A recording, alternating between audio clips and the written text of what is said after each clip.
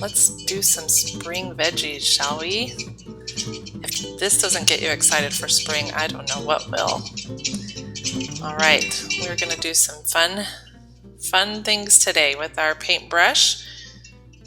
Let's go ahead and we're gonna start with those carrots. So I'm getting some of my cadmium red and I'm mixing it with my cadmium yellow to get a nice bright orange.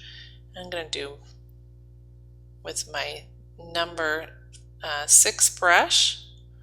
I'm just going to go right in there and fill in all of those carrots. I don't want them to be flat, meaning we want to use lots of water and let the color vary. We don't want all the color to be exactly the same. So just use your brush, use the tip for those little skinny parts, and then just kind of drop in some color here and there.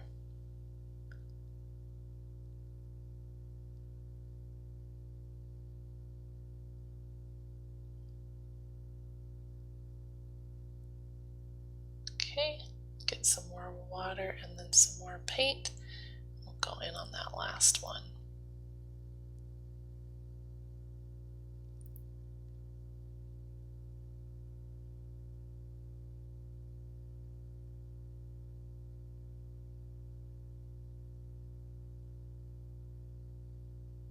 I'm so excited to actually put in a garden this year. Last year this time we were getting ready to move, and so we didn't get to plant our garden, and I really missed it last year. Okay, so now I'm just dropping in some color here. I'm just going to let it bloom, doing that wet on wet technique. And then I'm going to go for my sap green. Perfect green for spring. I'm just going to have fun filling in all of those leafy greens. So using the tip of my brush for the skinny areas and then just pushing down on my brush to get that really cool leafy effect there at the top.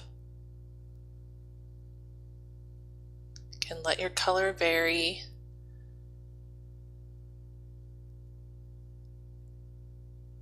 Just have fun moving your brush around.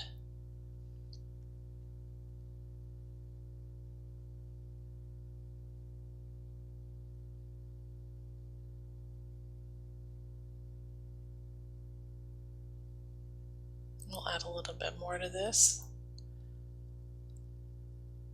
with our Viridian green. We're going to mix it with that sap green and get a really pretty green, and we're doing the wet on wet technique again. So we're just kind of dabbling in some of that darker green to make it look really, really good.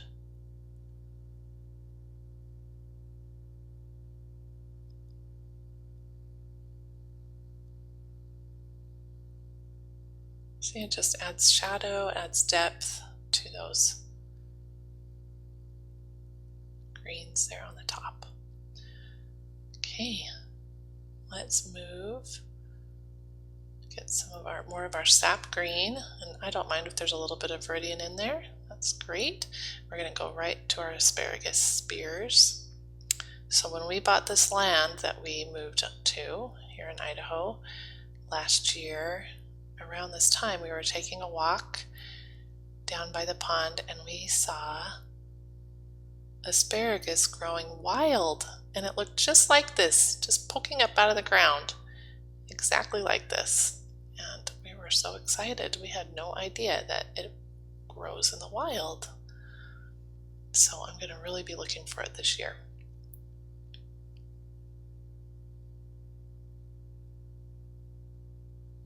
Okay, so I've just filled in those shapes. And now I'm going to add a little bit of blue to this mixture to kind of just give it a little more of a darker green, a bluish green. I'm just touching the tips of those asparagus spears and then just little tiny dots on the body of them.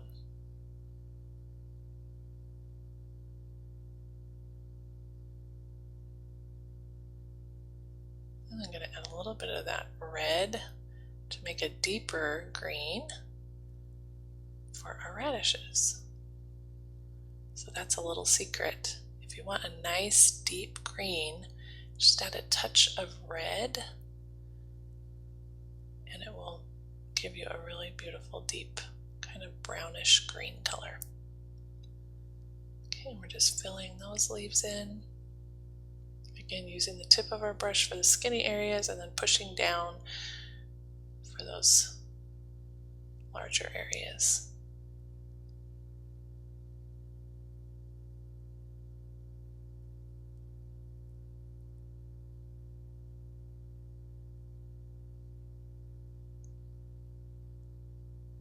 And this is the moment I've been waiting for.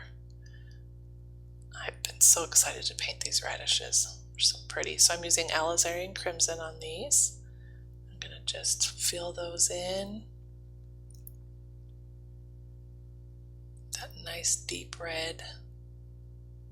And then just use the tip of my brush for the ends there. Move to the next one. Letting my color vary, and my brush is pretty wet so that those colors can vary.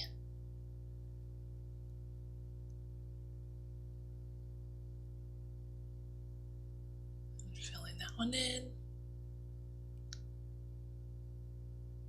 Because if you look at radishes, some of them are really deep, deep red, but then some of them have little pieces of pink and white in them. Okay, so I'm going to go back to my carrots now. I'm going to add a little bit more of that red, cadmium red, and I'm just going to add some darker shadows to that with that color. And then I'm going to go back to that green that I made earlier for my radishes, and I'm going to do another layer. Just kind of dropping some color there in the middle of the leaves to add some shadow. And then I'm going to go do that same thing over with my carrots. Just adding another layer of depth, another layer of color.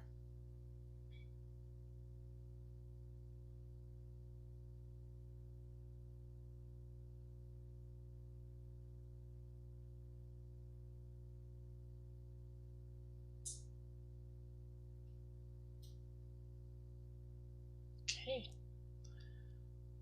I'm going to go to those radishes and I'm going to add some shadow to those with some more alizarin crimson. I'm just imagining that the sun is shining above them, and so I'm just kind of guessing to where the shadows might fall.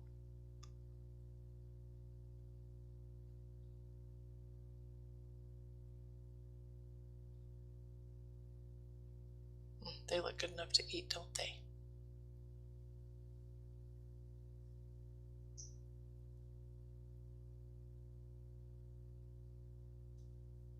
I'm going to follow and go ahead and do those little tails with the very tip of my brush. Okay, so now I'm going to go back and just soften some areas. I have a dry brush right now, and I'm just pulling some of that color off and then just smoothing out. Get my brush wet again, smoothing out some of those shadows.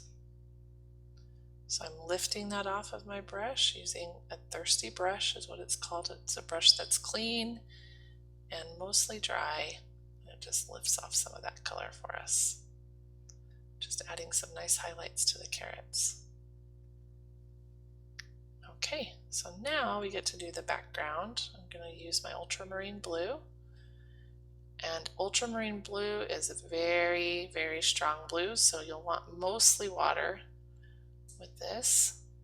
I'm just going to make kind of a circular motion all the way around all of my veggies.